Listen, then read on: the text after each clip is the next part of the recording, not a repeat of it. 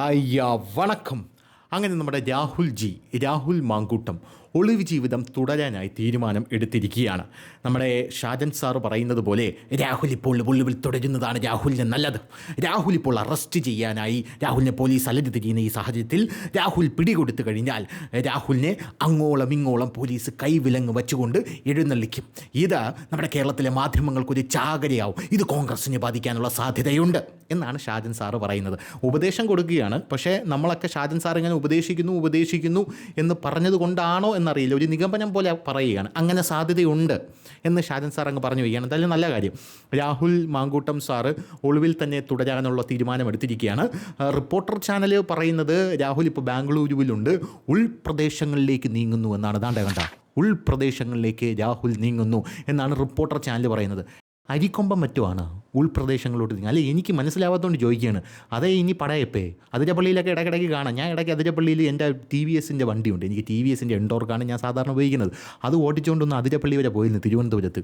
അപ്പോൾ അവിടെ പോയപ്പം ഈ പടയപ്പ ഇതുവഴിയൊക്കെ നടന്നു പോയിട്ടുള്ള നമുക്ക് പല സിമ്പിൾസും കാണാനായിട്ട് സാധിക്കും. അതുകൊണ്ട് ചോദിക്കുകയാണ്, ഇനിയിപ്പോൾ ഉൾപ്രദേശങ്ങളിലോട്ട് പോകാനായിട്ട് അരിക്കൊമ്പം വല്ലതും ആണെന്നാണ് ഞാൻ ചോദിക്കുന്നത്. അതിൻ്റെ ഇടയിൽ നമ്മുടെ കേരളത്തിൻ്റെ എല്ലാവരുടെയും രോമാഞ്ച കഞ്ചുകമായിട്ടുള്ള, കേരളത്തിൻ്റെ പുനോമന പുത്രനായിട്ടുള്ള, മഹാത്മാഗാന്ധിജിയുടെ പുനരവതാരമായിട്ടുള്ള രാഹുൽ ഈശ്വർജി മാധ്യമങ്ങളെല്ലാം കാണുമ്പോൾ ഇങ്ങനെ കാണിക്കുന്നുണ്ട്. അതായത് 2 പെഗ് വെള്ളം വേണ്ട, അങ്ങനെയല്ല കാണിക്കുന്നത്. 2 ദിവസമായി വെള്ളം കുടിച്ചിട്ട് നിരാഹാരമാണ് എന്നാണ് കാണിക്കുന്നത്. പിന്നെ ഇത് വിദേശിയാണ് എന്ന് പറഞ്ഞ് നമ്മുടെ രാഹുൽ ഈശ്വർ അണ്ണൻ ജാക്കറ്റ് അഴിച്ച് കാണിക്കുന്ന ഒരു കാഴ്ചയും നമുക്ക് കാണാനായിട്ട് സാധിക്കും. ഇങ്ങനെ കാണിക്കും, കണ്ടോ, മെൻസ് അസോസിയേഷൻ എന്ന് നമ്മുടെ രാഹുൽ ഈശ്വർ കാണിക്കും. വഴിയേ പോയാൽ വയ്യാവേലി ഏണി വെച്ച് പിടിച്ചപ്പോൾ ജയിലിനകത്ത് കയറി കിടക്കുകയാണ് നമ്മുടെ ദിലീപിൻ്റെ കേസുണ്ടല്ലോ. ദിലീപിൻ്റെ കേസ് 8-ാം തീയതി വിധി പറയുകയാണല്ലോ. അപ്പോൾ 8-ാം തീയതി ദിലീപിൻ്റെ കേസ് വിധി പറയുമ്പോൾ ദിലീപിന് 8-ൽ കേതുവാണ് എന്നാണ് പല ജ്യോതിഷന്മാരും പറയുന്നത്. നല്ല കണ്ടൻ്റ് ആണല്ലോ. 8 കേതുവാണ്. അതുകൊണ്ട് ദിലീപിന് ഇപ്പോൾ ജയിൽവാസ യോഗ്യ അങ്ങോട്ട് ഇല്ല എന്നാണ് നാം മനസ്സിലാക്കുന്നത് എന്നാണ് ജ്യോതിഷ പണ്ഡിതന്മാരെല്ലാം പറഞ്ഞുകൊണ്ടിരിക്കുന്നത്. കാട്ടാക്കട PK ഷിബു അങ്ങനെയുള്ള പല ആൾക്കാരും പറഞ്ഞുകൊണ്ടിരിക്കുന്നത്. ചന്ദ്രനിൽ ചോതിയിൽ അതുകൊണ്ട് ദിലീപിന് ആ വാസമില്ല. അങ്ങനെയൊക്കെ ആണെങ്കിൽ നമ്മുടെ രാഹുൽ ഈശ്വർ അണ്ണനെ ഷൈൻ ചെയ്യാൻ പറ്റിയ ദിനങ്ങളായിരുന്നു കടന്നു പോയത് എന്നുള്ളതാണ് പ്രധാനപ്പെട്ട കാര്യം. പക്ഷേ രാഹുൽ ഈശ്വർ അണ്ണൻ ഇപ്പോൾ നിർഭാഗ്യവശാൽ ദിലീപിന് 8-ൽ കേതുവാണെങ്കിൽ അണ്ണന് മൊത്തത്തിൽ മുടിഞ്ഞിരിക്കുകയാണ് എന്നുള്ളതാണ് പ്രധാനപ്പെട്ട കാര്യം.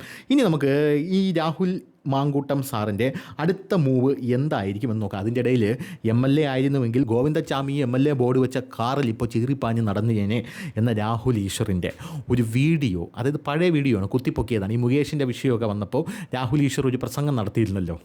അങ്ങനെ പ്രസംഗം നടത്തിയ ആ വീഡിയോ ഇപ്പം പൊങ്ങി വന്നിട്ടുണ്ട്.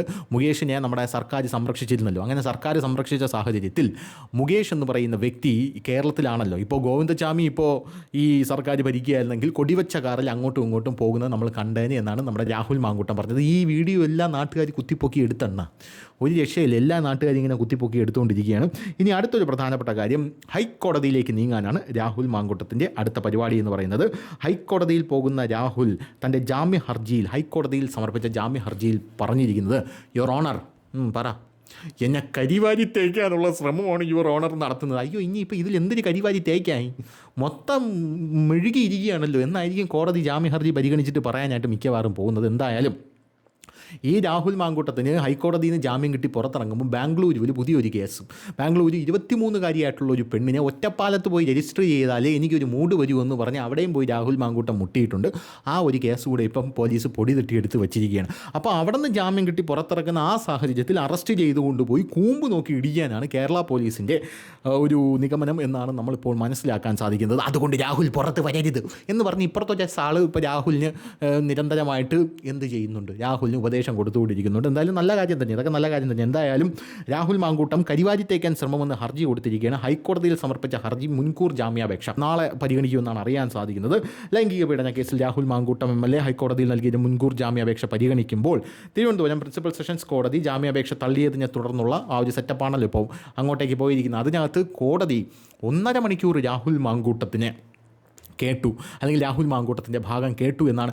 സാധാരണ ഈ ജാമ്യമൊക്കെ എടുക്കാൻ പോകുമ്പോൾ ഇത് അസാധാരണമായിട്ടുള്ളൊരു നടപടിയാണ്. കാരണം കോടതി അങ്ങനെ ഇങ്ങനെയൊന്നും കേൾക്കില്ല, മെറിറ്റിലോട്ട് കോടതി കടക്കാൻ പാടില്ല എന്നൊക്കെയാണ് ചട്ടമെന്നാണ് ഞാൻ മനസ്സിലാക്കുന്നത്. അപ്പോൾ മെറിറ്റിലോട്ട് കടക്കാത്ത കോടതി ഏതെങ്കിലും ഒരു വകുപ്പിൽ ജാമ്യം കൊടുക്കാൻ പറ്റുമോ എന്നൊന്ന് നോക്കിയതാണ്. പക്ഷേ 1.5 മണിക്കൂർ കേട്ടിട്ടും ഇതിനകത്ത് ഒരു വകുപ്പും ഇല്ല. 2 കേസ് കൂടെ രജിസ്റ്റർ ചെയ്ത് തള്ളാനുള്ള വകുപ്പ് മാത്രമേ ഉള്ളൂ എന്നാണ് കോടതി നിരീക്ഷിച്ചതെന്നാണ് അറിയാനായിട്ട് സാധിക്കുന്നത്. അതോടുകൂടി രാഹുൽ മാങ്കൂട്ടത്തിൻ്റെ ജാമ്യവും പോയി. രാഹുൽ മാങ്കൂട്ടത്തിനെ പിടിച്ച് കോൺഗ്രസിൽ നിന്ന് പുറത്തുമാക്കി എന്നുള്ളതാണ്. അതൊരു കോയിൻസിഡൻസ് നോക്കണം കേട്ടോ. കഴിഞ്ഞ ഡിസംബർ 4-നാണ് ലവൈ MLA ആവുന്നത്. ഈ ഡിസംബർ 4 ആയപ്പോൾ കോൺഗ്രസ് പാർട്ടിയിൽ നിന്ന് പിടിച്ച് പുറത്താക്കുകയാണ്. അപ്പോൾ അത് ഭയങ്കര ഒരു കോയിൻസിഡൻസ് ആയിട്ടാണ് പല ആൾക്കാരും എടുത്ത് കാണിക്കുന്നത്. പിന്നെ കഴിഞ്ഞ ദിവസം DYFIക്കാരും കമ്മികളും എന്തൊരു ബഹളമായിരുന്നു. അയ്യോ, ഒരു ഇലക്ഷൻ ജയിച്ചാൽ പോലും ഇത്രയധികം അവർ അറുമാദിക്കുമെന്ന് എനിക്ക് തോന്നുന്നില്ല. കാരണം ഈ രാഹുൽ മാങ്കൂട്ടത്തിൻ്റെ ഗതി എന്ന് പറഞ്ഞാൽ ഏറെക്കുറെ രാഹുൽ മാങ്കൂട്ടം തന്നെ വരുത്തി വെച്ചതാണ്. കാരണം മുഖ്യമന്ത്രി പിണറായി വിജയനെ കയറി എടോ വിജയ എന്ന് വിളിക്കുക, ആഭ്യന്തര വാഴയെന്ന് വിളിക്കുക. ആസ് എ പൊളിറ്റീഷ്യൻ അതൊന്നും അത്ര നല്ല പരിപാടിയല്ല. പിന്നെ സംഘികൾക്ക് എങ്ങനെയാണോ അയോധ്യയും ശ്രീരാമനും അതുപോലെയാണ് DYFIക്കാർക്കും CPMകാർക്കും പൊതിച്ചോറെന്ന് പറയുന്നത്. ആ പൊതിച്ചോറിൻ്റെ മറവിൽ അനാശാസ്യ പ്രവർത്തനമാണ് എന്നൊക്കെ രാഹുൽ മാങ്കൂട്ടം പറയുന്ന പല വീഡിയോകളും പുറത്തു വന്നിട്ടുണ്ട്. അപ്പോൾ ഇങ്ങനത്തെ ഒരു സാഹചര്യത്തിൽ കഴിഞ്ഞ ദിവസം ഒരു DYFI പ്രവർത്തകൻ ഇട്ടിരിക്കുന്ന ഒരു കമൻറ്റ് എന്നെ ശ്രദ്ധയിൽപ്പെട്ടു. എടാ രാഹുലേ, നിന്നെ അറസ്റ്റ് ചെയ്തു എന്ന് രേഖപ്പെടുത്തി വന്ന ദേശാഭിമാനി പത്രത്തിൽ ഞങ്ങൾ പൊതിച്ചോറ് പൊതിഞ്ഞ് നാട്ടിൽ വിതരണം ചെയ്യും എന്നാണ് DYFIക്കാർ എഴുതി നാട് മൊത്തം ഇപ്പോൾ പ്രചരിപ്പിച്ചുകൊണ്ടിരിക്കുന്നത്. എന്തായാലും രാഹുൽ മാങ്കൂട്ടത്തിന് ജാമ്യം കിട്ടുമോ ഇല്ലയോ എന്നുള്ളതാണ് നമുക്കറിയാനുള്ള കാര്യമെന്ന് പറയുന്നത്. അറസ്റ്റ് തടയാനുള്ള സാധ്യതയെങ്കിലും തേടാനുള്ള നീക്കമാണ് രാഹുൽ മാങ്കൂട്ടം നടത്തുന്നത്. ആരോപണം ബലാത്സംഗമായി കണക്കാക്കാനാകില്ല. പരാതി നൽകിയത് യഥാർത്ഥ രീതിയിലല്ല. യുവതി മുഖ്യമന്ത്രിക്കാണ് പരാതി നൽകിയത്. കസ്റ്റഡിയിൽ ചോദ്യം ചെയ്യേണ്ട ആവശ്യമില്ല എന്നിങ്ങനെയാണ് രാഹുലിൻ്റെ ഹർജിയിലെ വാദങ്ങൾ. ആസ് യൂഷ്വൽ ദുർബലമായ വാദങ്ങൾ. ഉഭയകക്ഷി സമ്മതപ്രകാരമാണ് യുവതിയുമായിട്ടുള്ള ബന്ധമെന്നാണ് ഹർജിയിൽ രാഹുൽ ചൂണ്ടിക്കാട്ടിയത്. വർഷങ്ങളോളം നീണ്ടുനിന്ന ബന്ധം തകർന്നപ്പോൾ ബലാത്സംഗ കേസായി മാറ്റിയതാണെന്നും ഹർജിയിൽ ആരോപിക്കുന്നു.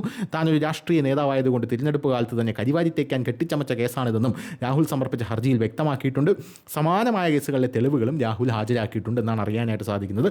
അതേസമയം 9 ദിവസത്തിന് മുൻപ് ഒളിവിൽ പോയ രാഹുലിനായി തിരച്ചിൽ ഊർജിതമാക്കിയിരിക്കുകയാണ്. കർണാടകയിലെ സുള്ളിയിൽ നിന്ന് കസ്റ്റഡിയിലെടുത്തെന്ന് ഇന്നലെ രാത്രി ഒരു അഭ്യൂഹം പുറത്തു വന്നിരുന്നു. പക്ഷേ അതൊക്കെ തെറ്റായിരുന്നു. സുള്ളിയിലൊന്നും രാഹുൽ മാങ്കൂട്ടം ഇല്ലായിരുന്നു. രാഹുൽ മാങ്കൂട്ടം ഇപ്പോൾ എവിടെയാണ് ഒളിച്ചിരിക്കുന്നത്, ഏത് ബങ്കറിനകത്താണെന്ന് ഇപ്പോൾ ആർക്കും അറിയാത്തൊരു സാഹചര്യമാണുള്ളത്. എന്തായാലും നാളെ രാഹുൽ മാങ്കൂട്ടത്തിൻ്റെ ഈ ഹർജി പരിഗണിക്കുമ്പോൾ നമുക്കറിയാം മിക്കവാറും ജാമ്യം കിട്ടും എന്നാണ് പല കോൺഗ്രസ് നേതാക്കളും അല്ലെങ്കിൽ കോൺഗ്രസ് പ്രവർത്തകരും വിചാരിക്കുന്നത്. അതിൻ്റെ ഇടയിൽ കൂടെ ഷാഫി ഒരു കോളോസ പുഞ്ചരിയുമായിട്ട് പാലക്കാട് മുഴുവൻ ഇവ ഉണ്ടാക്കി കൊടുത്ത ക്ഷീണം തീർക്കാനായിട്ട് തെരാപ്പര ഓടി നടക്കുന്നുണ്ട് എന്നുള്ളതാണ് വേറൊരു കാര്യം. അതിൻ്റെ ഇടയിൽ കൂടെ സരീൻ അപ്പുറത്ത് കടന്നുകൊണ്ട് യഥാർത്ഥത്തിൽ യവനല്ല ലവനാണ് യഥാർത്ഥത്തിലുള്ള ക്രിമിനൽ എന്ന് പറഞ്ഞ് ഫേസ്ബുക്ക് പോസ്റ്റ് ഇടുന്നുണ്ട്.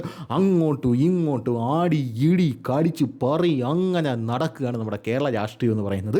അപ്പോൾ ഇതൊക്കെ ചർച്ച ചെയ്യുന്നതിനെക്കാട്ടിലും നല്ലത് നമുക്ക് നമ്മുടെ റഷ്യൻ പ്രസിഡന്റ് വ്ളാഡിമിർ പുടിൻ നമ്മുടെ ഭാരതത്തിൽ വന്നതും കുറച്ച് ജിയോ പൊളിറ്റിക്സും അങ്ങനെയുള്ള പല കാര്യങ്ങളും കുറച്ച് സ്റ്റാൻഡേർഡ് കാര്യങ്ങൾ ചർച്ച ചെയ്യാമെന്നാണ് നമ്മൾ കുറച്ച് സ്റ്റാൻഡേർഡ് കാര്യങ്ങൾ ചർച്ച ചെയ്യുന്നതായിരിക്കും ഇതിലും ഭേദമെന്നാണ് എനിക്ക് തോന്നുന്നത്. എങ്കിലും പറഞ്ഞെന്നേ ഉള്ളൂ. അപ്പോൾ ശരി.